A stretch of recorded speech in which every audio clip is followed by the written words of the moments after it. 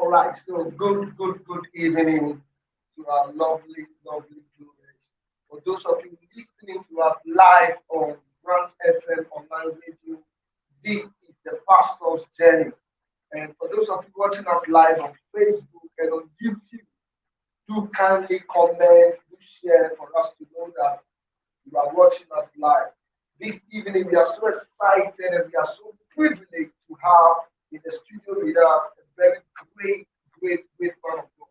There's something unusual about this man of God. His humility is down to earth. He has a listening ear, and we are privileged to have him here in the Brunch FM online studio. Great man of God, you are welcome, sir. Thank you, sir. Thank you, sir. We are so privileged to have you join us this evening. Amen.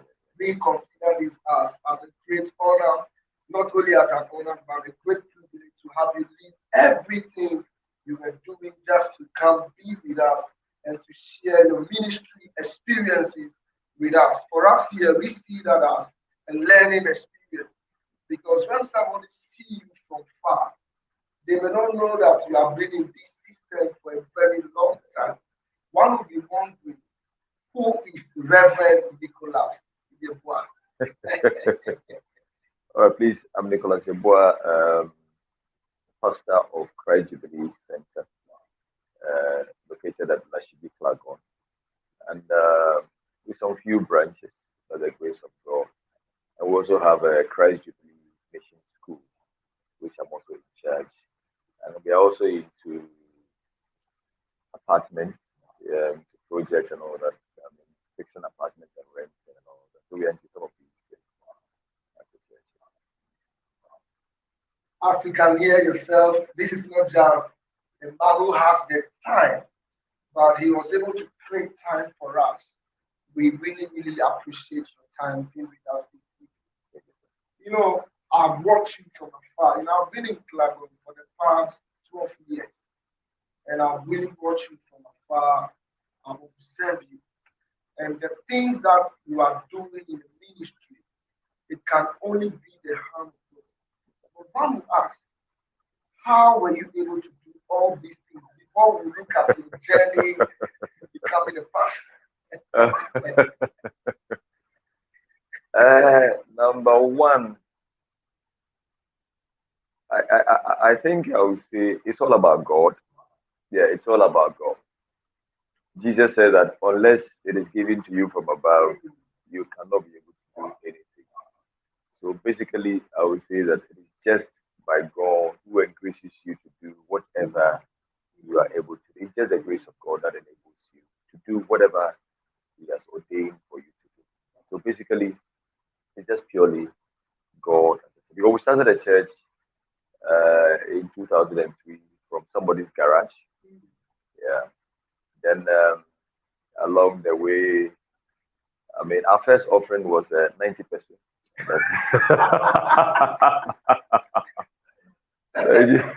So, I mean, so looking at it, you can see that there's no really future in what you are doing. But when the hand of God is in what you are doing, it makes it. I mean, He makes it work. So it's quite a long journey. It is just by the grace of God. Maybe as we move on, go into the details of it and all that. Basically, it's God, purely God. For those of you watching us, do kindly share this broadcast. Now, trust me, this is more than a Bible school.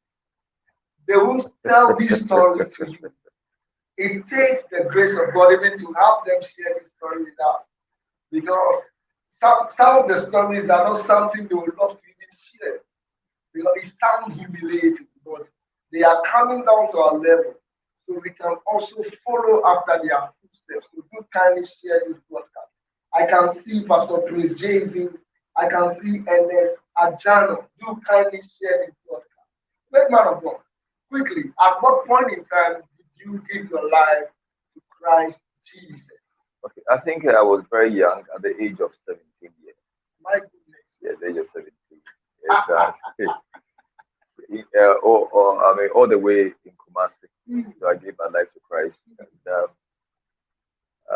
so basically, I mean, at that age, and we got involved into active evangelism, follow-ups, street preaching, and all that. And then I started preaching in 1991. Yeah, Kumasi Central Prison. 1991. 1991, yeah. Kumasi Central Prison.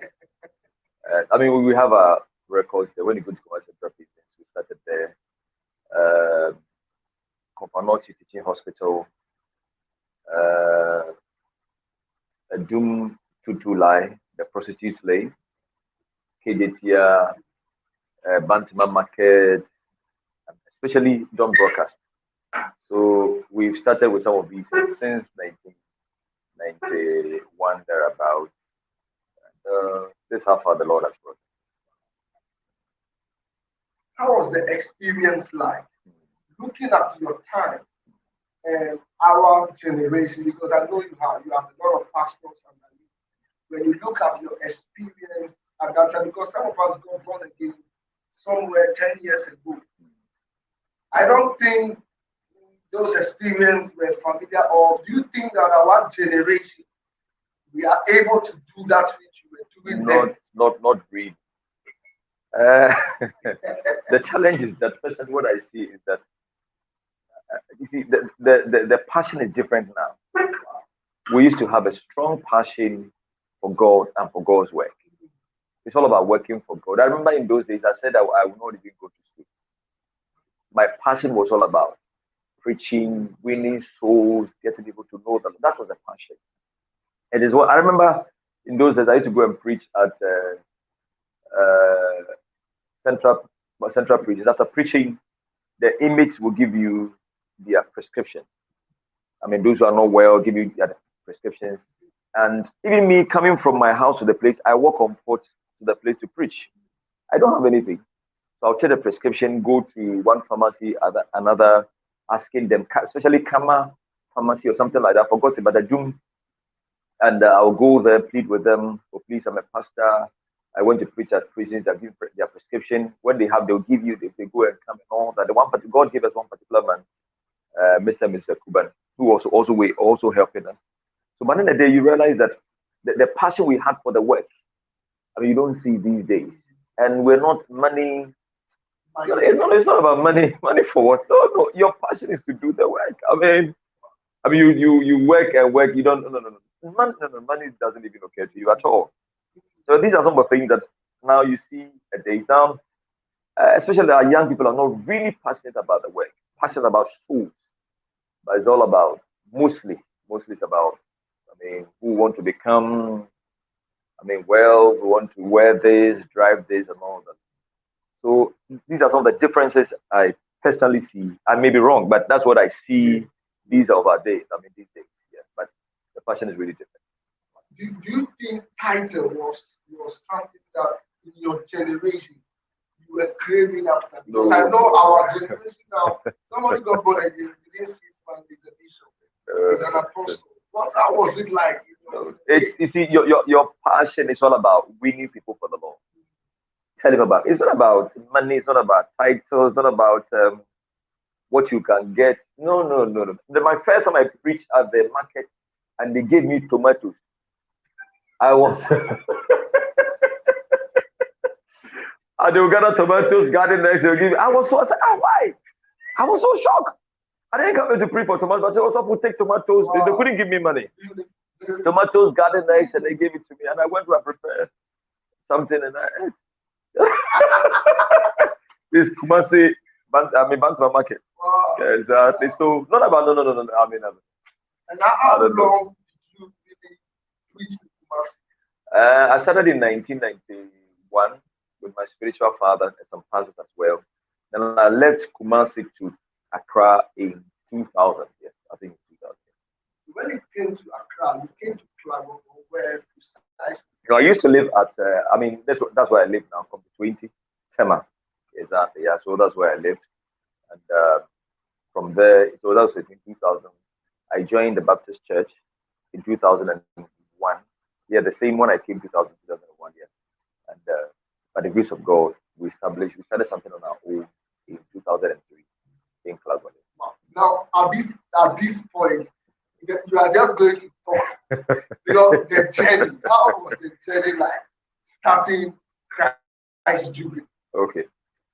Sorry. Yes, you just want to know this journey. And in between, yes, when there's something we are not clear, and I believe those who are watching us want to send in their questions. It has not been easy, but as I said, when the church began, I remember in Mr. and Mrs. Sade's house. I mean, there's a couple who lives across the street. No, Sade, yes. So they were part of the church and all that. So I remember our attendance, the first Sunday attendance was about 3. Yeah, 3 people. And gradually, I know about ministry that is all about people, it's all about souls. So there's no house in Glasgow here I've never entered, unless it's a new building. I'm sure they'll be calling an assembly. I tell you. So evangelism from Monday to Saturday and Sunday morning when I'm going to preach, I'll also go out early in the morning because those days our service used to start by 9. So by 6 o'clock, I'll start, going on members I visited throughout the week, talk to them, remind them we're having church service. We are coming right now. Almost about 100 people, you visit them throughout the week. And the Sunday, you're not even seeing one person. You don't even see one. You don't even see one person. So gradually, I remember, and I knew that a church without a permanent place doesn't have a future. So my passion was to look for a permanent place for the church. Because I realized that where we were, we couldn't be there for long. So my passion was to look for a place to buy. So I remember, part of a normal experience, our first fundraising, the end of the year, I invited, all right, thank you very much. I invited wonderful people. Thank you. I don't want to mention anybody's name, but that time I knew some serious people who were politically known. So I invited them, especially one particular woman that I know very well. So I invited her, and she said, "Pastor, don't worry, I'll come," because I knew that for that woman, when she comes, I'll really get something to buy the land. Our target at that time, I think, was about 4,000 to buy a land, because that time land at Glasgow was 4,000. So I waited for the woman to come. And I believe that 4,000 at that time is like 40,000 now. Oh yeah, it wasn't a cheap money at all. But I was believing God for that. So that day came, and I was waiting and waiting. I'll go out and check. She was not coming and all that, because she was my target. But I knew that when she comes, ask for the money, I'll get the money. So I'm sharing ministry experience and all that. And I waited and waited. The woman didn't come, and I was so disappointed. So the little that we got, we began to do something with it. But I'll explain with that. So the next day I called the woman. "Oh, so I'm sorry I couldn't come and all that. So please come over to the house." When I had come over to the house, I was so excited because I knew that she would really sort me out. So I got there. "Oh, thank you for coming." I was in a hurry to leave because I wanted to do what she wanted to do. Then I can leave. I said I was leaving. She said, "Okay, fine. I'm coming." So she went upstairs. When she was coming back, she was holding envelope. And the envelope was very light. So I knew that it was a check. God has answered that prayer. I got out of the house and opened the envelope, and it was 50 cents.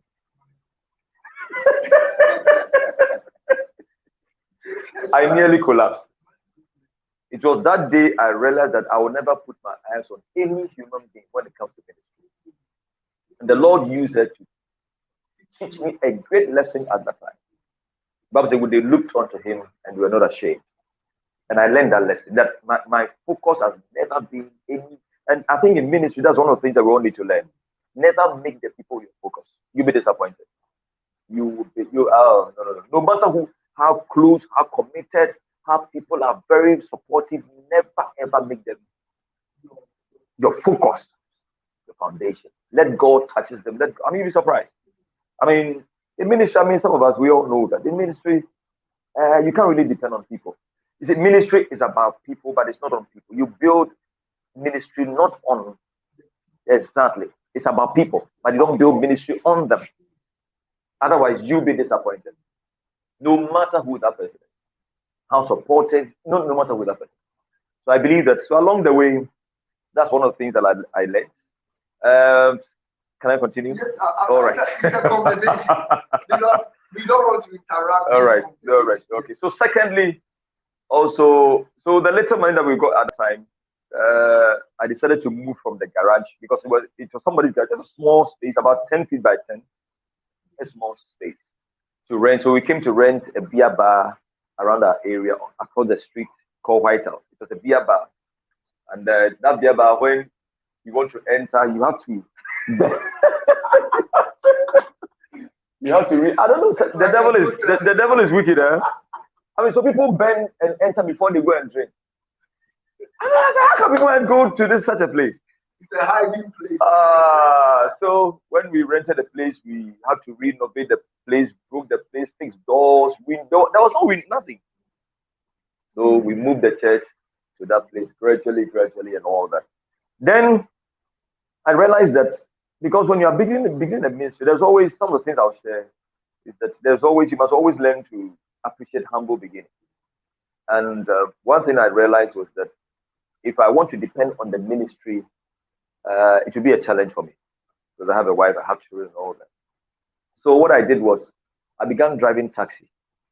So I was passing the church and I was a taxi driver at the same time. I drove the taxi for about 6 years and still pursuing the church. How was that experience for 6 years, not 1 year? No, for 6 years. I was a taxi driver. Some of my customers, when I was a taxi driver, are even now my church members now. Interesting. Wow. Yeah, exactly. Yeah. You know, for those of you watching us, these are great experiences that you shouldn't take lightly. You know, especially our generation. We love the seat, we love the shoes. But look at these humble beginnings. That at the point that he has to accept to become a taxi driver. That is how down to this man of God can be. So if there is something we should learn so far, it is the fact that you don't put burden on your memories. You don't do that. I think this is one to tell us that we can also come down to that place where we say, no more, we are not going to put pressure on you. We also do something to rather support the ministry. So please do take this important. And even how much is the church's income? So you can't depend on, you have a family also to take care of and to feed and all that. So by the end of the day, I was into it for some time, for about 6 years. Then I realized that the demand was very, because I mostly drive in the night. I work in the mornings for some time and continue in the night and close around 2-3 a.m. Yeah. No, exactly. Yeah. For these yes, exactly. I was driving throughout the night and all that. And I was making money too. At least I can take care of the home. It doesn't put pressure on the church and the people and all that. I remember one pastor was cursing the church members that they are very wicked because they have not been taking care of him. Now I think that in ministry, you must always appreciate humble beginnings. You need to start from somewhere. And the fact that God has called you doesn't mean that leave all that you are doing. You have any career, whatever you are doing, just leave it and just come full time. With full time, I believe that if you get to a point that you must come to that conclusion. You don't just straight away enter into full time ministry and worry yourself, unless the Lord has told you to stop whatever you're doing and get the full time in the ministry and all that. Yeah. So basically, these are some of the things and all that. So gradually. So we rented another place. The next fundraising, the Lord helped us. We were able to raise the 4,000, and we bought the land. When we bought the land, we started working on the land. And some people came. The land belongs to them. So we had to went to the one who sold it for us. He said no, but we still had to move. So we left there. He gave us another place. We were there. Another people came. They moved. They said the land belongs to them. Send us to another place. He said the land belongs to them. Finally, they took her to another place. And I think that was the fourth or the fifth place. And I said, this time we are not going anywhere. This is where we are going to be. So we left the place. We're still at the White House. Yeah. So we're there. And one of the chiefs, who sold the place for us, one of the chiefs, close body, came to me and told me one Sunday during service, the chief has sold the church land again. And I said, well, we would not agree. So that Sunday, I think our offering was about, I don't know whether 12 CD or that time, or 12 CDs or 9 CDs. I think 9 CDs, something like that. So we bought, that time cement was 3 CDs. So we bought cement 2 bags. The next Monday, we all came to the land. All the members, I told them, we started digging and people came. So they have come to put container on our land. And I said, we are not going anywhere. Even we have to kill here, all of us will kill people here. From the day of done the baptism, the king of God suffered violence. And he says one thing about ministry. You need to be strong. I'm telling you.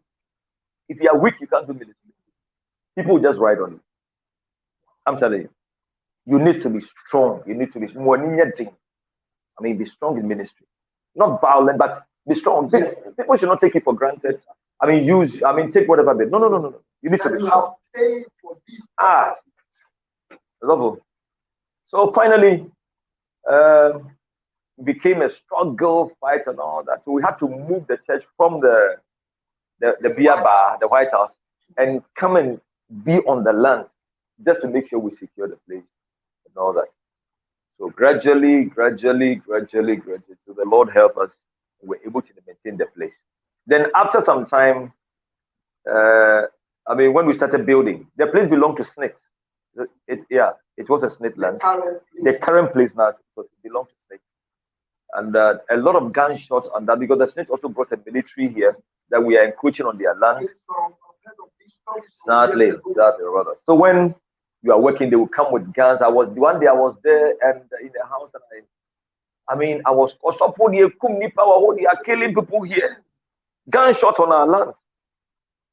Hey, man of God. So gradually, the Lord helped us. We were able to keep the place, secure the place, and the Smith brought us. They decided to sell the place for us, resell the place for us again. We had to settle them and all that, and by the grace of God, we have been able to secure the place as of now. So that's a bit about that side. Exactly. All these stories, and I'm sure most of the members are not aware. People join the church later, and you realize that those who join the ministry later begin to have a certain mindset about the leadership of the ministry, about how things are going, and they feel they have the right to talk. But they don't know this part of the challenge. I'm imagining how any of the members at that time be injured by these. Exactly. No, some got injured. Yeah, I'm telling you. Some got injured. We had to take care of them, hospital. Some got injured. But that's what. What went through your mind when you go to sleep? No, it wasn't easy at all. How can you sleep? No, how can you sleep with this? Such a situation, you can't sleep. The torture, and even the you don't know whether you get the land, no matter, you don't know what will happen. You are just only believing God, the Lord will help you, and people's money too. That is what I'm coming. Like, you are also thinking about how exactly. Didn't you pray? Didn't the Lord talk to you about the land? Exactly. That's another side of leadership where you must be ready to embrace criticisms, and when you make a mistake, you always bear the responsibility and the consequences and all that. So that's part of the ministry, and that's part of it. Yeah. There's something that is going through my mind right now. At that point in time, were you able to follow up, check up on souls during those troubling moments? Man of God, you are supposed to, that's your work. Nothing should stop you from doing it. Whether you lie, whether you are hungry, Paul said that you must be in season and out of season. So no matter what happens to you, you still have to do, because you still need the people to build the church. So you're always out there, still driving the taxi, and at the same time still on evangelism. believing God to secure the place, a whole lot of things goes. You see, that's why I always say ministry, it takes the grace of God to do ministry. And especially if you want to plant a church, it takes certain grace of God to plant a church. It takes a special, I'm telling you, it takes special grace. Otherwise, along the way, you'll be frustrated. Only God knows what can happen to you. It takes some grace. It takes some grace to do ministry, especially leading people, planting, because different characters, different behaviors, different responses, and all that. It takes the grace of God. I know pastors who, I remember some years ago, some pastors were working with me. And one of them said, they had issues with me, so they had to leave. And one of them said, I'm going to show you how to do ministry. I'm going to plant a church, and you see how the church will grow. So he let me, and he planted a church, and he started a church at Tishi. The church lasted for only 3 months. Because when people are not in it, they think it's easy. So I hear sometimes people talk, forgive me, but I hear not even the way they talk. Church, now if you want money, go and start church. And I said, go and start it. If you think that church is easy like that, you should go and start and do it. And see what is in it. Even one person will follow you. I'm telling you. This is getting more. What do you mean by it's just church? If you want money, go and start church. Go and start it. You will see. If God called you or you called yourself, that's not ministry. So it's quite a bit challenging. Ministry, it takes the grace of God to do ministry. Purely the grace of God, God's enablement, the wisdom of God. God has to help you. If it's not a call, you give up along the way.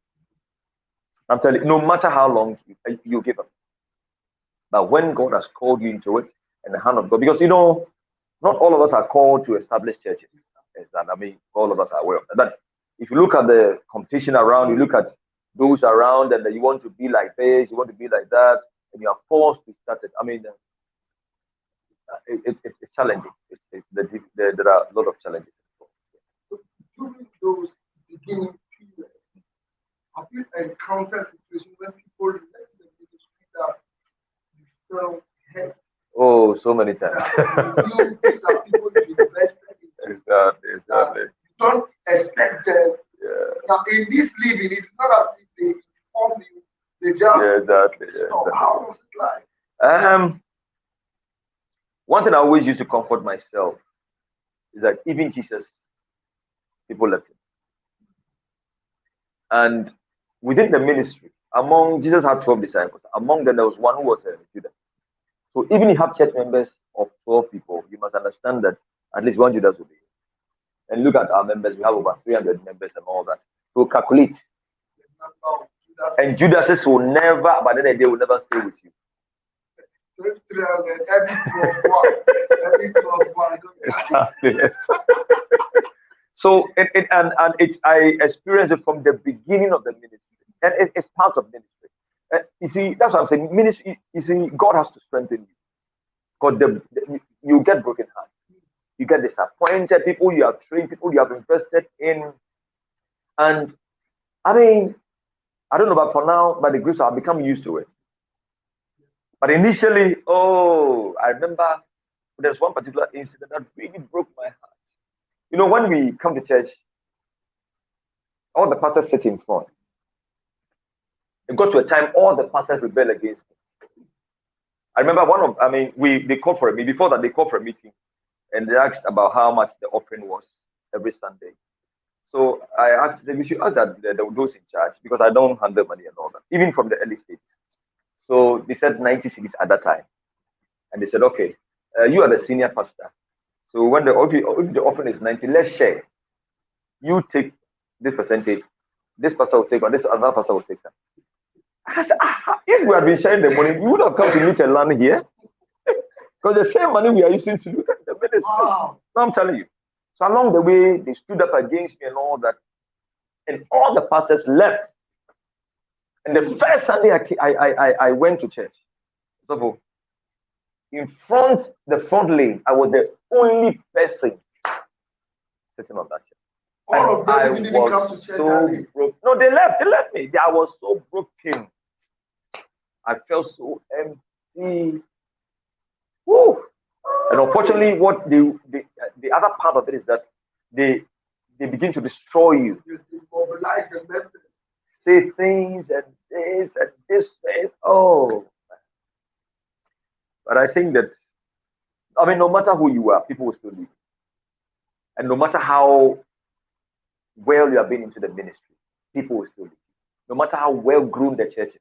Even mentors like our father Bishop Oyedepo, people still leave them after. Exactly. Exactly. And all. Yeah. So you need to embrace yourself for some of these things in ministry. Betrayal. As for the betrayal, if you have not experienced it, then you're not in ministry yet. And there are deeper dimensions in betrayal. You know, I've heard this before from other ministries where you invite a guest speaker, he goes and you see almost all your church members in his church. Have you experienced that also in the ministry, especially when the ministry is young? Exactly. And you bring these people to come and help build the ministry. They rather come to bully you. Exactly. Have you experienced that also? Yeah, personally I have. But I learned from, I remember, few times. But I learned the lesson very early. And you see, I realized that it's not everybody you have to invite into the church. No matter their giftings. No. Some of me have the gifts, but they don't have the character. So it's not everybody you invite. It's not everybody at all. Number two, I realized that you need to teach your people to know you. Jesus said, my sheep knows my voice. When your people know you very well, it's very difficult for them to leave you. To follow other ministries and all that. Number three, I always tell people, don't build ministry on the prophetic. If your church is you center the ministry on prophecy, you don't have a future. You don't have a church. For one prophet will come and all your people will follow that prophet. And if you build the church on prophecy, by the end of the day, people when they come and they don't hear what they want to hear. They go to other places and all that. Yeah, so I learned that thing from the beginning of the ministry. I had one or two experiences, but I realized that no. So most of the time, I don't really invite people into our church. Unless I know you very well, you are sound. Even if you are prophetic, you're into the prophetic, I'll make sure that you really have the word before I invite you. And I make sure that I put certain things in place and all that, so that you can easily, take the people away and all that. One of the things I learned so far, I love reading alone. One of the things I noticed is that these are witnessing people where they come, they observe those that give in the ministry. So when the protocol team go to see them in the office, they don't request for such a person to come for specific work, and they get to exchange numbers and all that. that. When they saw us, they occasionally pretend as if they were not taking us. So I felt that we came to help your brother, because normally they speak well of themselves before the introduction. And then you are doing this, and the next thing I see, that the financier is in your meeting. Then in time, they don't come to their church again. Sometimes you see the members giving offering to the visiting.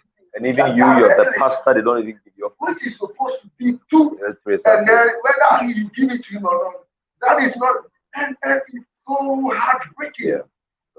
So I can just imagine your beginning stage. Exactly. How all these things play out. But ministry, you need to be very smart. You need to learn. That's our ministry. You learn. Let everything that you go through be a learning experience for you. Learn from your mistakes. Learn from a lot of things, which by the end of the day, you will not repeat the mistakes and destroy what God is helping you to build. Otherwise, if you don't learn fast, no. I have a wonderful men of God who are prophets. And I always tell them, so you don't have a future as a church. If you don't stop this prophetic thing, I'm telling you, build the church on the word of the Lord. Be a minister, even if you're a prophet, have the word. Let the prophets, add up to the ministry and all that you are doing. And by those who listen to some of us, you can see that their ministries are really doing well. But and those who didn't listen also, They are still struggling. They have been in ministry for about 20 years, 50 years. Membership is always about 50. I'm telling you. Like, I know a prophet friend. Oh. Recently, one of my sons said this to me, that why I do that every day. He said, there's no day go to this place that they are more than 10. And I gave him the reason why. You are always asking for seed. You know, the people get tired. Come with seed conditionality and with time. The people get tired. I mean, they'll be tired. No, everybody will be tired. And you see, when the people realize that you are using them for yourself, they will give up on you. They are not fools. They are human beings. When you are taking advantage of them, you are exploiting them for your personal gain. I mean, they will leave you. It's just a matter of time. Sometimes they will leave you without even telling you. Quietly, and they will leave you. Yeah. So we need to be very careful about some of these things and how we are building our ministries and all that. If you really want to have a future in the ministry, let's consider some of these things. Very much important. Very crucial. So how long did it take for you to finally build the church? I know the sound will be wanting to exactly. I'm sorry, prayer. Lord, it shouldn't be rain. Lord, the sound should be. Exactly. It took us some time. It took us some time because, you know, there's no money coming from anywhere. It's from the little offerings and tithes and all that the Lord blesses it for you to be able to do something. So it took us some time. We were able to. I mean, my major focus at that time, the Lord helped us. One day, I think those years, I spoke to one lady. God wanted to roof the building, and we needed 800 cedis to do the roofing. 800. So at that time, it was huge money. So I spoke to her, and by the grace of God, she gave us that 800 cedis, and we paid the money back to her. And we were able to do the roofing, and we were very much secure. I will never forget. God bless such people who have a good heart towards the work of God and all that. Yeah. And she did that. And by the grace of God, we were able to roof. And gradually, we started with fixing one or two things. Exactly. I mean, gradually. I remember when our first offering was 27 cedis. Oh, I somersaulted on the floor. I was rolling. Hey, 27 cedis. Oh, I've never seen something like that before. No, the first offering was 90 pesos. Okay. But when our offering jumped to 27 cedis. Oh, man of God, I'm telling you. My excitement, only God knows. Somebody's like, please, where was Reverend the first wife doing this time? No, you see, but the point is that it is you that God called. He didn't call your wife.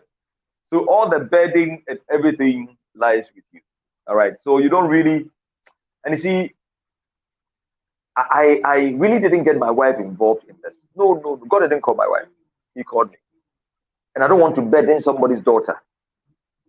I mean, issues. I mean, sometimes, I don't have to tell her everything too. Because sometimes she may not understand. Some of the things you go through is only God that you can talk to, not even your wife. The pain and all that. And sometimes you need to weigh your wife too and see how some of the things and all that. All right. Because she was also taking care of the children, raising them and all that. How to be out there. I am saying God has called me.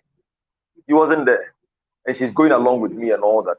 So I have to let her play a role and I have to do what I'm supposed to do. Yeah, she only comes in when you see that things are becoming much better and all that. But if you really want to put her on the spot, I mean, you really. So she was around, all right. She was there, all right. But we're really focusing on what God called us to do. This is the pastor's journey, where pastors get to share their low moments with us, their trying moment, and how they overcame their challenges. You know, I heard a story from one girl that when we were going through serious challenges, roofing of our ministry, there were 15 members. I remember someone was telling members not to contribute towards our people. We were meeting under the pasture here.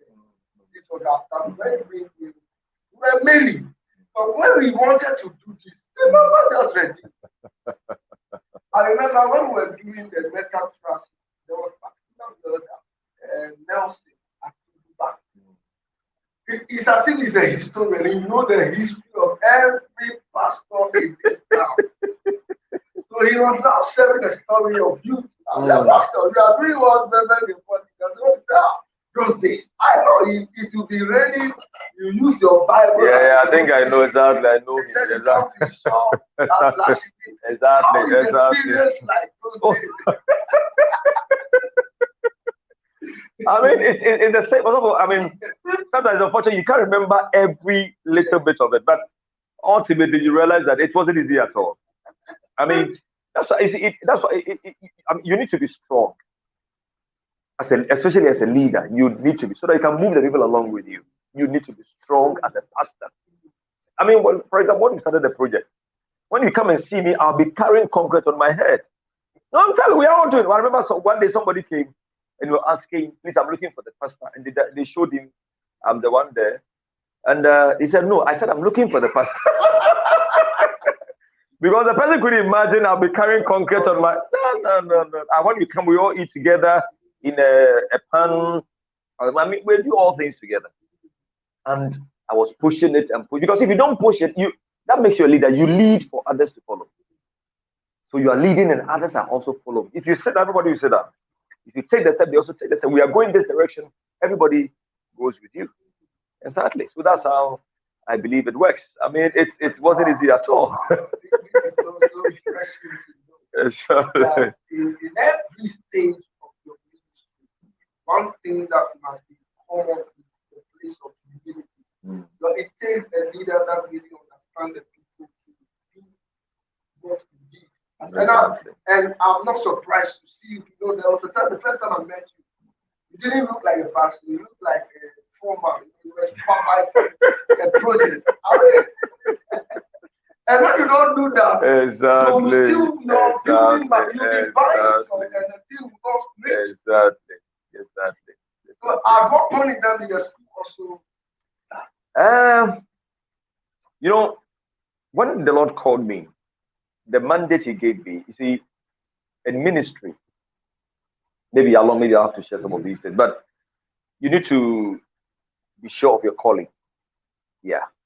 Number one, you need to confirm the call that you are truly called by God. That's number one, because there are different types of callings. Yes. And number two, know your assignment. I mean, coming back to the school, that's what I'm saying, that you have to know your assignment. When the Lord is that, know your assignment. When the Lord called me, our mandate as a church was to fulfill the Great Commission and better lives. Yeah, that was the mandate. And bettering lives. Exactly. That is our mandate as a church. So our church is an evangelistic church. We are always reaching out. That's the mandate of the church. And the bettering lives, along the way, the Lord told me and showed me that we are going to establish schools or institutions that can really, really help people to better their lives. So that's where the education aspect comes in or came in. So along the way, even though we are building the church, but it was something that was also burning in my heart. It's something that you don't do because others are doing. And when it comes to ministries, one of the things that we need to also be very careful. Somebody said, if God hasn't told you to build hospital and you build one, you'll be the first patient to be admitted. Almost every ministry is building. And one of the things I asked is school really creative? But if the money aspect, I don't think education exactly. Money making exactly. Yes. Exactly. Because I tell you because I'm talking to you now. Exactly. That the founder now doesn't use his car because they have seized one car, the bank. He has hidden the other one. He takes it back now. And if care is not taken, they will take the school. Exactly. So I realized that it must be a calling. It should always be a calling. And when it's a calling, God puts on your heart and He makes provision for it. When you look at our school, I wish I brought the pictures for you to see, but it's a display. When you look at our school, sometimes even myself, I'm surprised. I don't know where the money came from. I don't know. Exactly. I don't know how the money came. To be frank with you, I can't really explain how the whole thing happened. But when God gives you the mandate, He makes provision also for it. Even though it has not been easy. I mean, to Frank, it has not been. And we don't have any fund from anywhere. So sometimes people think that we get money from America. Every money came from this place, Klagon here. How? So that we too can. We also know that. All the apartments we are doing, every money came from Klagon. And the apartments also in Klagon, Different places, yes. Yeah, and it's example, it's God. I mean, when He gives the assignments, He gives you the support to make it to happen. Yeah. So when it comes to money issues and some of these things, so let me explain to you.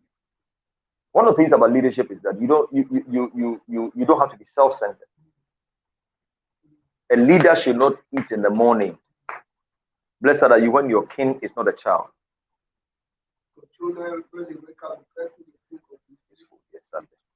And I learned that thing from Solomon, who does not eat for pleasure, but he eats in season at the right time, not for pleasure, but for strength. And one thing about leadership. And I realized that whatever that God gives you as a leader, one of the things that you must do, you must invest it back into the work, into the ministry. So along the way, as we use some for evangelism, outreaches, and all that, also use some for investment. I was not looking at, I remember we went somewhere and I was driving my car. Even when we started even the building and all that, started buying lands and all that, I was still driving my old car. When I'm coming from Lashibi, you will hear me at Klagon. Sometimes I'll pass on place, they'll call me, someone, have you passed by around? Exactly. I remember the church wanted to buy me a car because when they saw my car, and the car, one thing the car is people. When the car sees people, it begins to misbehave. The car will disgrace you. Oh man, I was things were so tough to the point that I couldn't buy fuel, so I had to change that time they were doing this you turn your petrol into gas. I have to buy cylinder and change, so buying gas and all that, and oh man. And it got to a time my gauge was also not working. It's when in Accra and the whole thing I realized that I do have gas in the car. And I have to call, they'll bring cylinder from the house. And I'll fill the car. Yeah, the church wanted to buy me. I mean, coming to that, wanted to buy me a car, and I said no. Why don't we use the money to buy a land for the school? That's what we have at THS. Yeah. And unfortunately, somebody brought a car to me to buy. That time, I think the car was 16,000 or so. And I said, no, I can't use 16,000 to buy a car. I mean, don't I know what to use money for? Unfortunately, there's a friend of mine that I know who is also in Klagon. He was worshiping in the bush there, across the street, not owning the land, not doing anything. After a month, I saw him that he has gone to buy that car. You don't have a church building, place of worship. What comfort are you looking for? And I was surprised. And after that, they are still struggling. He's driving the car, but they are still struggling. So sometimes I believe that's where the whole thing begins. As a pastor, the little that God gives you. This goes back to your statement that yes. Don't eat in the morning. No. Yes, so don't eat in the morning. He's eating something at the wrong time. That's not the wrong time. Wait. The right time will come. No, for example, if I tell our church that, I mean, for now, they should pay me a certain amount, or when the money starts coming in, they should give me this. Nobody will say no. You can't. No, who born you? You can't say no. Exactly. You can't say no. And it will not affect anybody. It will not affect the church. It will not affect, because we are going to reap from our investments. That's how it works. You don't pressure the people. Your life doesn't depend on the people for your survival. You see, but if you don't do that and you look for pleasure early, you realize that you'll not be able to do a lot in the ministry. And you end up becoming a burden for the people. Because sometimes people realize that the church is not moving on, a lot of things are not happening. It's everything about the pastor, it's about the pastor, it's about the pastor. Oh, they will start leaving you gradually. I'm telling you. So that's how the whole thing began, started gradually. But I want to appeal to my brothers and sisters out there, especially when it comes to finances. Please try as much as possible. Don't waste the resources. Don't waste the church's money. Invest it into the ministry. Invest it into projects. Invest it in it. Do investment. And forget about yourself. And interestingly, and let me also say this. Maybe I think I've said it here before. There is nothing of the church that bears my name. We have a lot of properties all over, but there is nothing of the church that bears my name. There's one pastor who you mentioned, Pastor Ernest Ajano. Yes. Exactly. He's one of the branch pastors. The land we bought, they will tell you, there is nothing of the church. The school doesn't bear my name. The apartments you are doing, none of the lands the church has got bears my name. I don't own it. It's for God in the church. My due will be given to me, all right? And out of my due, whatever the church gives me, out of that I do. And I'm a free man. My wife will not come and stand there when I'm not there and say, hey, the church belongs to my father. I mean, my husband. My children say, no. One day it's okay, I won't say this one. And gradually, when God, you see, most of the time in ministry, God sees your heart before He blesses you. If God sees that your heart is about money in ministry, the Mormon aspect of calling. I mean, as I said, there are different types of calling. There's a Mormon calling. And when it's about money, become very difficult. But God looks at your heart and He blesses you. I mean, it's the Lord is blessing the church. But one or the other, He's also helping me along the way, which does not belong to the church. No, not church money, but the little that He gives me, something good is coming out of it. The church is having their project, the church is doing their own thing, they're doing their apartments. I'm also doing my own alongside. Not from the church, but the little that God gives me. And as a leader, you need to be accountable. See, when you become accountable to the people can trust you with a lot of things. When we come to a church, I mean, there are 6 signatories to the account. I don't see money no, I don't see money. The only thing I see is checkbook. And 3 people sign the checkbooks. And whatever the money is, everything is indicated. If let's say tomorrow we are taking a lot of money to do a lot of things. Every month, today after service, we indicated everything.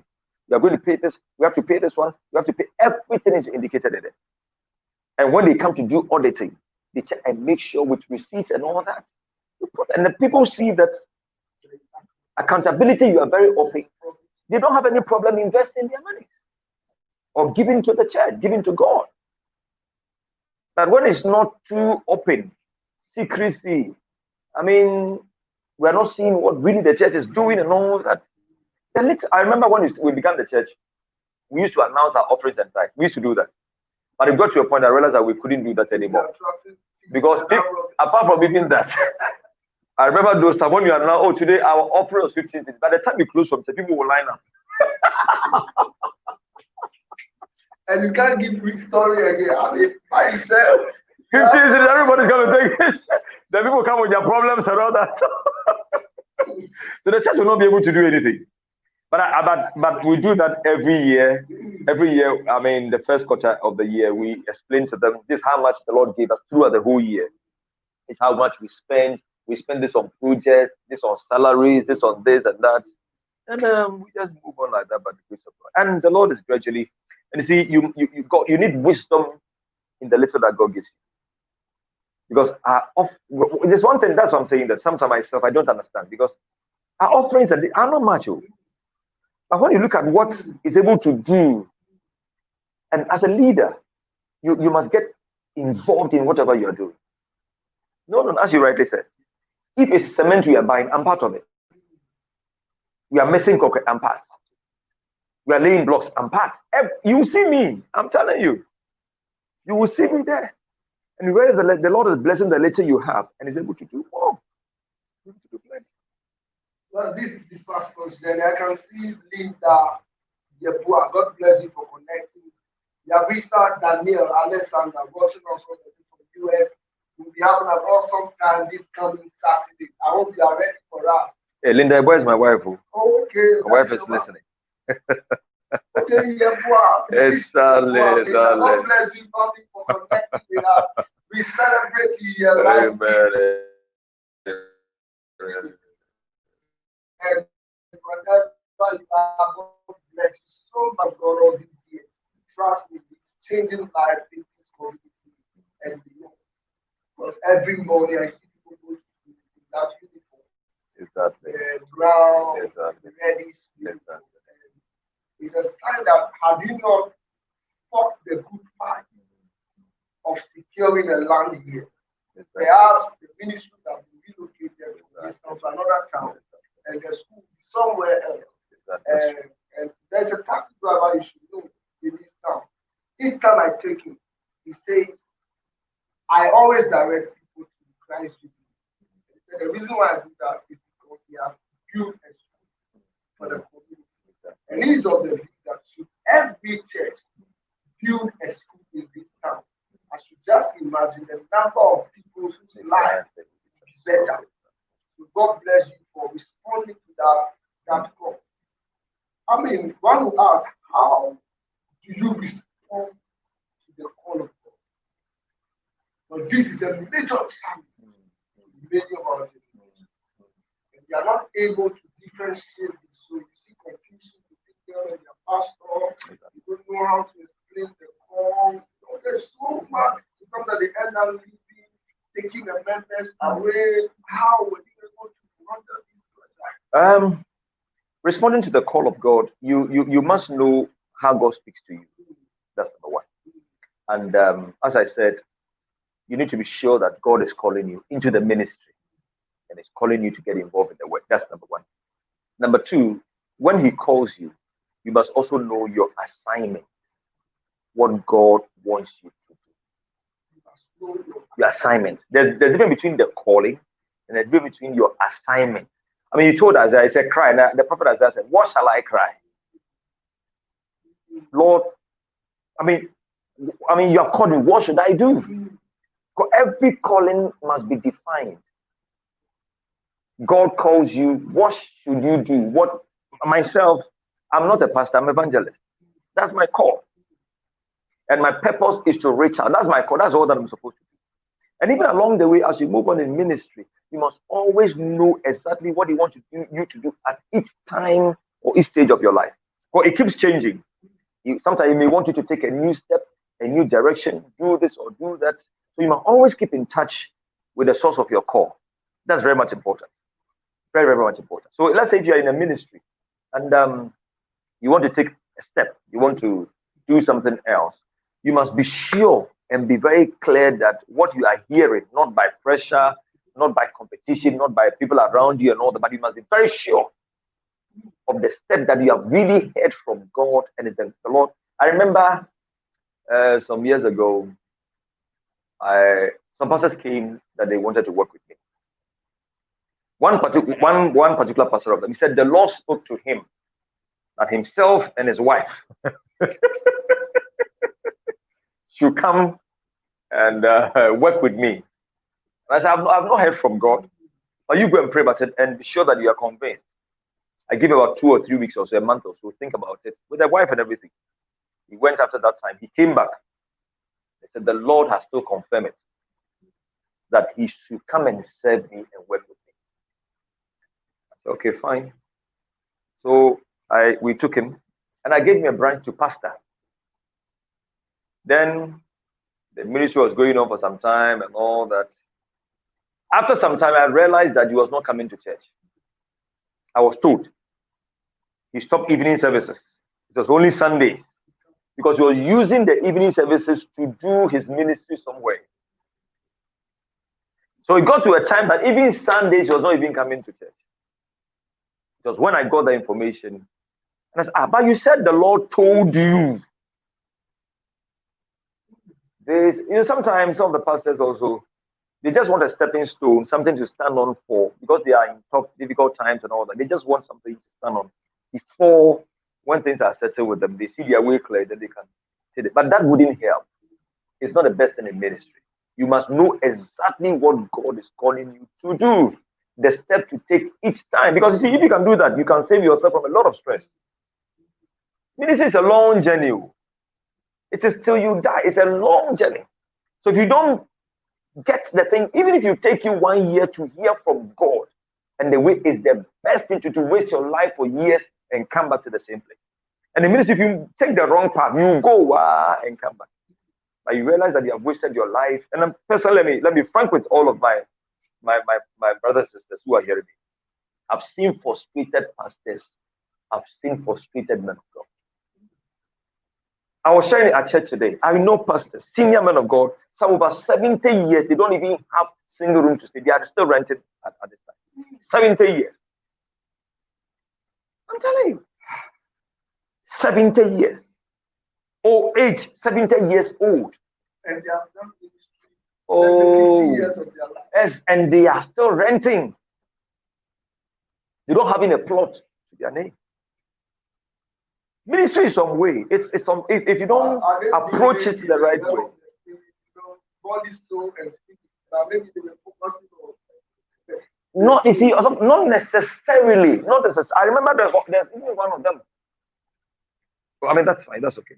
I remember there was even one of them. A church member gave a land to him to build.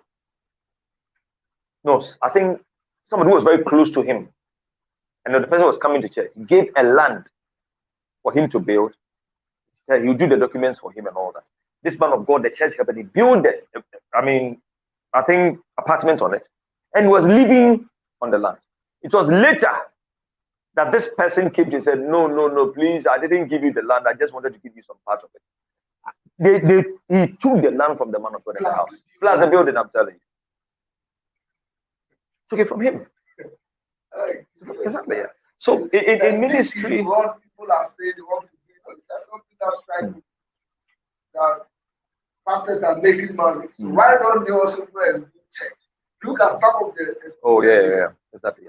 It takes the grace of God, the wisdom of God to do ministry, and even for you as a pastor to position yourself in such a way that you not suffer even in the future. I'm telling you. You know, someone visited us sometimes. One of them was here. I don't want you to know. And I asked him, so how is the church? And he said, he's starting off with my really learning. One of my pastors said, there is a battle that this man is taking that is real. Every year, he sacked all the members, had all over the He has been doing ministry because some of us got born again. So you can imagine if you have been doing ministry before we got born again, we look up to you. And every year, you sack every member, then you select some people that are going to your lane. Then you start foundations to be them. So when he left something, what is happening? He has finished a rented place. Bought a car. So in my mind, you don't need a car. Where you finish is not your place. It's a rented place of count the man, but we are doing calculation and me, whenever you are talking, I'm calculating. Even though I didn't do finance, but exactly. You need to. I was calculating how much all these things, and I'm sure it has to be my life. Exactly. Waiting and meeting. Exactly. Because sometimes it's painful. Exactly. And you do ministry for several years. Then at the end of the day, you have done a lot of things, but they are not on your church land or on somebody's own, and they take it from you. When you encounter those people, what comes to mind? How is their conclusion? I think that every pastor should be a learner. You need to associate with the high and the low people. Surround yourself with failures and successful people and learn from their experiences. Don't despise ministers who have failed in ministry. Don't despise them. There's a lot you can learn from them. A lot. One of the best ways to learn is observation. Yeah, learn from people's mistakes, especially those ahead of you who have made certain mistakes and all that, and learn from them. Very much important. And when you're also wise enough, it will help you not to repeat the same mistakes, and you order your steps very well. But I mean, for example, when people tell me, I mean, some people want to divorce and all that, I always tell them, do you know any couple who have divorced? If you say yes, if you say no, I'll direct you to one. I say, go and ask them if this is the step you want to take. If it's a good thing, whatever they tell you, come back and tell me. So you go to a divorcee, ask the person. If it's a good thing, the person will tell you. That's how ministry is. You learn from people's mistakes in ministry. Learn. But sometimes we just go like that without really observing some of these things, and we just go without being more careful. And that's one of the things I also learned. Because I mean, some of my mentors and all that, and I know fathers who are really struggling, even up to now. Fathers, from the beginning of my life in ministry, they are still struggling till now. So I learned from all that. And I realized that I don't have to eat in the morning. And these are sort of things. So it affects everybody around you, all right? Because you are putting in a lot of effort to make sure that tomorrow you will smile. Not today. If you want to be comfortable today, you suffer tomorrow. There's always a price to pay for today. That's how it is. And as a pastor, you must always learn to labor and pay the price as from the beginning of the ministry. And even when it comes to normal life, that's how it is. Learn to sacrifice. Now, how can you go and buy a car while you are renting? I mean, can you imagine that? No. I mean, no. I mean, imagine you spend all this exactly. Exactly. Exactly. So you see, so I think that there's a lot that we need to do as men of God. If we really want to do well in the ministry and succeed, there's a lot we need to sit up very well. Really, we need to sit up. And you see, by the end of the day, ultimately, it's the Lord who also blesses you. And don't let your focus be about money. This person is driving, this person is in this. I also want to be. No. You can struggle for all these things, but it will amount to nothing. But when the blessing of the Lord is on the little that He gives you, it becomes very Is easy. there a point in ministry where money flows, and then another point where money doesn't flow? I had a man of God say there is a place in the ministry where money will come. That is the time you must make use of it. Exactly. I will say yes, and I will say no. It depends on where you are coming from and who taught you. There's a practicality to that. Let me say that there are times where you can really see money. There are times.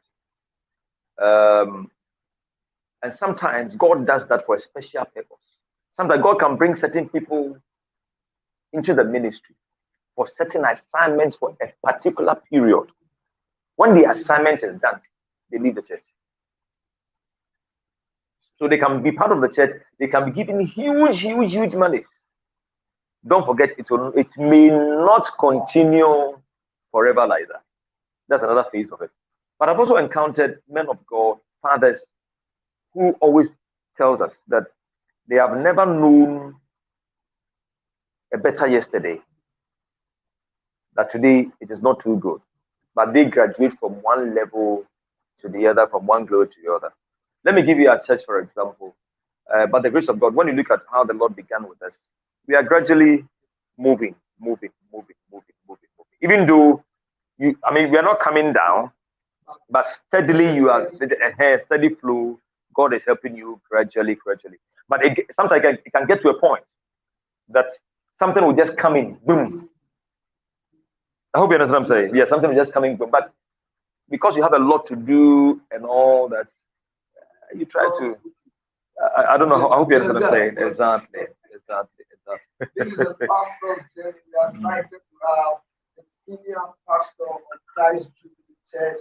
It's also the president of Christ Jubilee Mission School in Clermont, precisely, sharing amazing stories on his life journey with regard to serving the Lord and then pastoring this church. How is it like pastoring Brunch churches under you? Having pastors under you, giving them the message.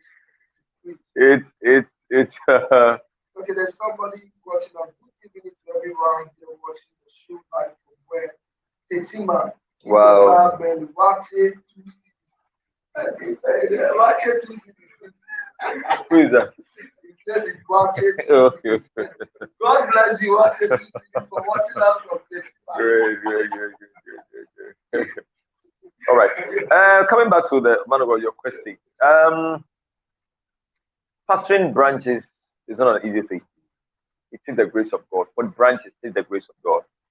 I remember one of our churches was closed, and I didn't even know. The pastor left the church, he closed the church. He just closed the church and he left. Oh, no, Up to now, we don't know where our things are. I'm telling you. He will, when it comes to, he was not, normally what we do is that, we are not part of the central fund, but when your deposits goes into the bank, we get alert. So as the main head of, we realized that the thing was not going. So we asked him, why are you not sending your money to bank and all that? And so forth. I'm giving the money to my wife to start business. Oh yeah. He gathered all the church money for about 1 year and gave it to his wife to start business and all that. Yeah. Pattern branches is not easy. You need faithful people, committed people. And I always tell people that with my personal experience, when it comes to branches, it should be people that you have trained, people that you have raised. I'm sharing with you my personal experience. All the pastors we took from outside, who with branches and all that, they have all left us.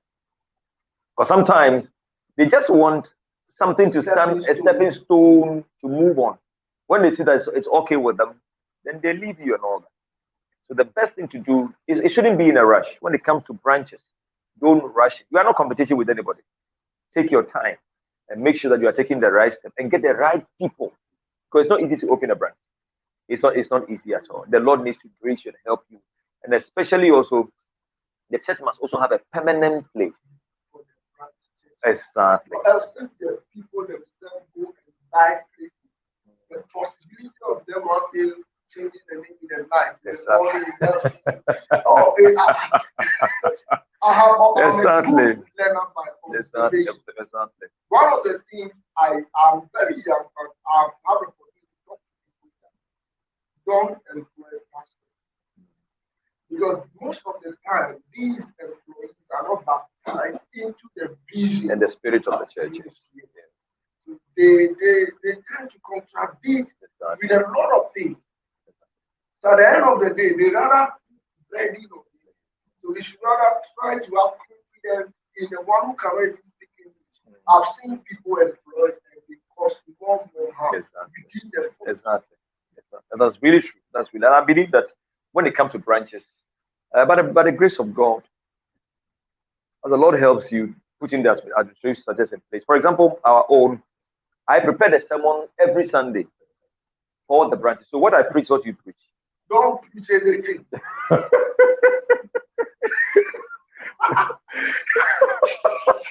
No, what message are you going to preach? That is different from the one that I'm giving. If you really believe in the spirit of the ministry, we all should eat the same food. When all of us are eating fried rice. So if you have any message to preach on it, we have what they call an inspirational month, where just 1 month I leave you to preach any message you want to preach. But apart from that, I am from the view that even if you have your message, in the message that you are giving, you can always chip in. Whatever you want to. Whatever revelation you have in your preaching, you can chip it, correlate with the message that you have. So that we can have a very strong many community and branches preaching about grace. Then the other the headquarters is preaching on something solid. Only you realize that you are creating conflict. So when we convention. Well, your witness look connected. Exactly. But not everybody is connected, but this group of people are not able to connect. And I've been imagining this. Exactly. How but it's very tedious too. to send messages. Yeah, because you must always be studying, always learning, meditating. For example, every month I give a new theme for the month. And I prepare, if it's 5 weeks, I prepare different messages. For example, it's a month of recovery in September. And this morning I preached about recovery through relationship, about David. I mean, when that he asked the Lord, when the Philistines captured, I mean, the Egyptians captured those, I mean, these people and all that. And he asked the Lord, shall I pursue? Will I overtake? Will I recover? And the Lord said, pursue and overtake and all that. So I got to the point from the beginning, gradually, the steps of recovery and all that. And one of the steps of recovery is through relationship. You know, when we were going, he met a young guy on the way who was not well. Little did you know that he was part of those armies that raided them. If they had killed that young man or left him unattended to, they would have missed a great opportunity for their recovery. The Lord told them, you recover. But along the way, the Lord has planted somebody on the way who doesn't look like a helper. So in life, you meet a lot of people in life, but don't look down upon them. And that's how it went. And this is what I preach here. And they are preaching their place. Meditation to prepare and all that. You do it and you send it out, and they all follow like that. It's very tedious, but it's also a great blessing for the church. It makes the church uniform. It makes it really, really fun. And I've been hearing a lot, even from the pastors themselves. I've been hearing a lot of testimonies from them. Oh, I mean, people are enjoying it. Yeah, I mean, it's a great blessing. But as a leader, you need to be, especially as a founder who leads people enough, you need to be very strong in some of these things because it's not easy to do that. It's so easy. Yeah. Pastoring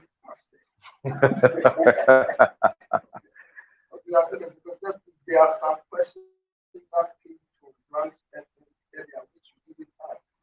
So let me quickly go through this question.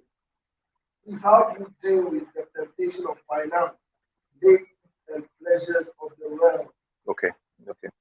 Now so if we can answer that. So let's start with the finance. Yes. Yeah.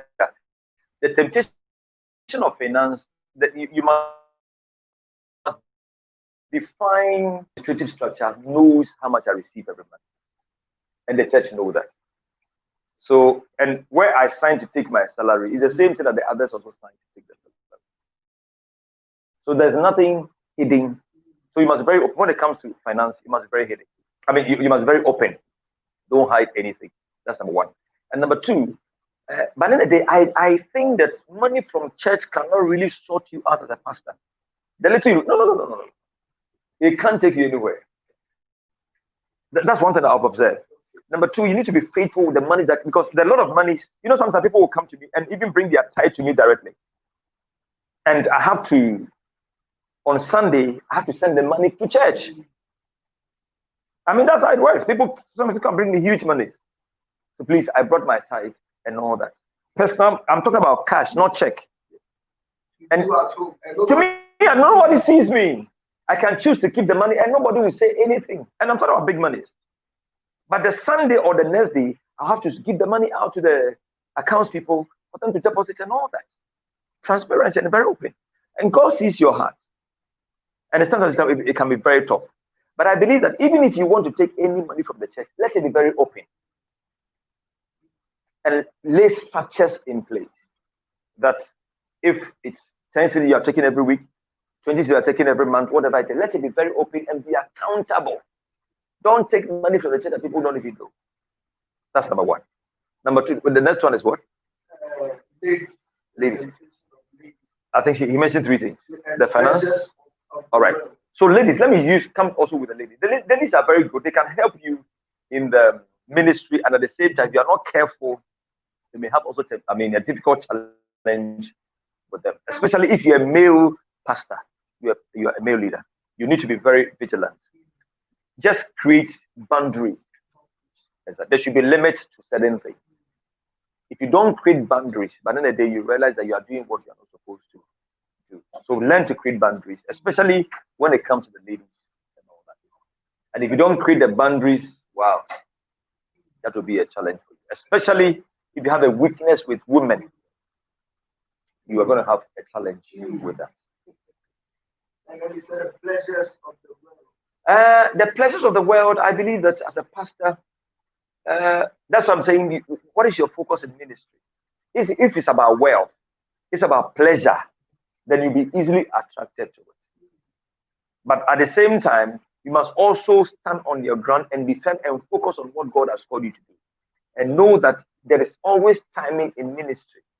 When you see a friend pastor who is driving a nice car, I mean, the program we just had, I know a lot of pastors who drive nice cars and all that. When I can't compare, one of them was laughing at me recently. I went to him and at his hotel, he took a camera, he was videoing my car. They look at Pastor Nicholas' car, oh, look, hey, all the paint has faded and all that. I mean, but then my focus is not, I mean, it's not the luxury of some of these things. I know the right time will come. But I believe that God, He didn't call us to be poor. No, no, no, no, not far be it. But what I mean is that if you're focused about love,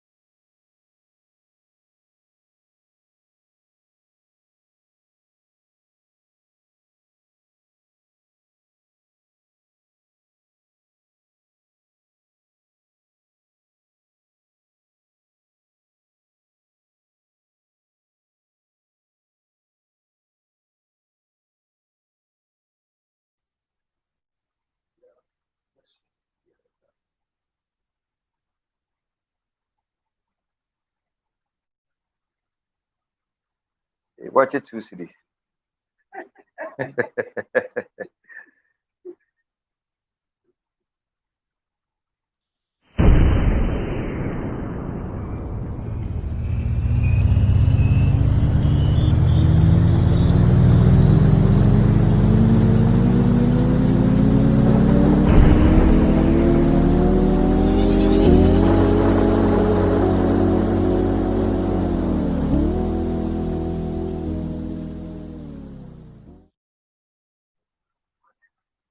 All right, so welcome back after this short break. We are still having a great conversation with our man of God, our Father. He is more than a father to some of us in this time. So this is the question that came up: that how do you deal with a member who is financially organized but does not support the ministry? Okay. How are you able to deal with it? I think that is that's very disheartening and heartbreaking when you realize that you have potential people who can be of help, but yet they are not doing that. They may have their reasons for doing that, especially when some of these financially some people realize that you're not doing what they want you to do. And they feel that they are not doing what they want you to do. And they feel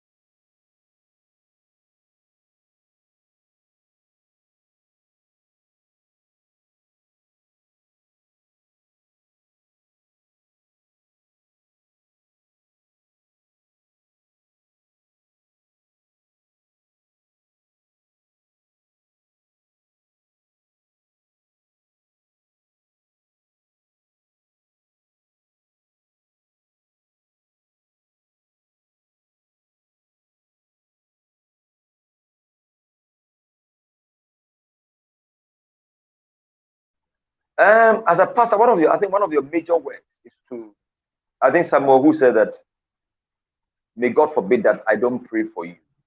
I think as a pastor, you are a shepherd. You are taking care of the people, and it should be a concern for you. When you realize that some are going wayward and all that, as a pastor, you need a big heart to draw all these people back to yourself, talk to them. I mean, a lot of them will get involved in a lot of things you never thought members would do. They will do it too. They will impregnate themselves, get pregnant. I mean, all kinds of things you don't even expect. That's why you need a pastor's heart. A pastor's heart is very big to accommodate people's mistakes, errors, because you are not dealing with perfect people. It's people that God is using you to change through the word and through counseling and all that. So these are some of the things. And when you identify that some members are backslide, I think that that should be your heart should go out for them, pray for them, draw them close to you, talk to them, find out their issues and all that, and draw them closer and closer and closer. Don't just abandon them, because if you abandon them at the end of the day, I mean, you're going to lose a lot. I mean, that's your work as a pastor. And the people, when they come, they are not well groomed. You have to groom them, make them real disciples. Go and make disciples. You are making them. It's a great work. It's a great work. Some will fall, some will do this. Still help them. And they come up. Let's go. Don't give up. I have a personal question. And this for me is personal because it will help me navigate in the ministry where I do. What is your observation of our today pastors? The generation, when I hear the time we started ministry, somewhere 97. Yeah. I mean, I was born in 86. Then I wasn't born again. I was a normal person. I don't know anything about ministry. The way we serve the Lord now is totally different from the. So I'm sure you might have observed our generation. What do you think is needed of us now, as far as ministry is concerned? I think people are watching, people watching us, those that are listening to us live on radio. What do you have to say to such group About pastors. about pastor? Okay. I think that number one, um, as a pastor, now I say our system is really changing. Things are really, really changing. But I believe that I think in Jeremiah 6:16, the Lord said, ask of the old way and walk in it. Exactly. And you shall find rest for yourself. There's always the right path and the right way. Exactly. You must always ask for it and walk in it. That's number one. I mean, starting with it. I want to say that number one, if you're really called into the ministry, please try as much as possible. As I said earlier, define your calling. Number two, make sure that you associate with the right people. Because association matters a lot. Yeah, the people who associate with determines how far you can go in the ministry. So get associate with the right, connect with the right people. The next one, try to get good mentors. I mean, people who can speak over your life, people who can really direct you, people who have certain authority over you. But sometimes, unfortunately, these are days, uh, nobody, there are some pastors that nobody is qualified to mentor them. Many of them are mentorless. They don't, no, they don't have fathers. They are their own fathers and they are their own mothers. No mentors. If you do that, you can't really do well in the midst. I remember where I'm coming from. I mean, you submit to authority and all that. Yeah, no matter who you are under someone. But pastors today, when you see a little success, a little blessing somewhere, and it's like you're on top. And that's very much important. The next one, maybe in addition to what I just said, um, try as much as possible and be focused in ministry. Focus is very much important. Learn to be focused. Focus on your calling and focus on what God has called you to do. As you focus on it and do what has called you, you realize that you begin to see success. And you see, God did not call you to fail you. You will never. Oh no, I'm a brother. I mean, no. If only you can focus on what He has called you to do, you will do well. It's just a matter of time. Gradually. God blesses people. Oh. I mean, that's true. He blesses His servants. One man of God was sharing with me. I mean, share with us. Just sometimes when he goes to preach somewhere, a young pastor like us, when he goes to preach somewhere, some give him $100,000, $50,000, and I'm telling you, God blesses. God transforms $75,000 and all that. And gradually, realize that God will move you from one level to the other. So I believe that if you can observe some of these things, the Lord will help you and you do well. You know, someone shares story with me, and I've had that similar experience before, where you have trust in father. You write a book, you give it to them, and the next thing you see, they launch their book. You get a copy, you see in the book, and you see your book that is given to them. In their writer, and they keep telling you, wait, I'm going to eat, I have enough time. You see, so it has become very difficult for many young pastors. The insecurity, the trust issue. Exactly. But for me, I believe that they are still good fathers. Exactly. I've experienced that with the book I've written enough. Someone says, same experience with me. I don't know whether you have to. You see, when it comes to mentors, number one, you need to prayerfully consider. And you should ask the Lord to lead you to choose your mentor. Not because somebody is this or that, you just choose as my mentor. No. Prayerfully consider. Let the Lord lead you. Your mentor is not someone who is jealous of you. It's like a father who is jealous of his son. No, it's not possible. A genuine father will always want the improvement of the son. That's how it works. So by the end of the day, you prayerfully consider and ask the Lord, because you don't choose your fathers. It's God who gives your fathers to you. That's how it works. So prayerfully consider, let God lead you to choose your mentors and all that. If you realize that you made a mistake, you choose somebody that, I mean, it's not, you're not supposed to take as a father. You ask the Lord to lead you and choose the right person. And I believe when you get the right mentors, your life will never be the same. Your life, and yes, your life. Now, this is a pastor's journey. We are so privileged to have this amazing, amazing man of God. He left everything just to be with us. One of the people we celebrate in this town, in this community, Cloud in Accra precisely, is this great man of God, Rev Nicholas Yeboah. His ministry is right here, Cloud, Christ Jubilee Church. If you want your work to go to school from basic to GSM, you can also equally connect to this school, Christ Jubilee Mission School. Amazing school, one of the finest men you can ever come into contact with. I've met him on a few occasions, and trust me, he's a man I believe that I can always go to for counsel and advice. One of the things I'll be doing is to come to and help us with financial administrative structures Praise as a young ministry.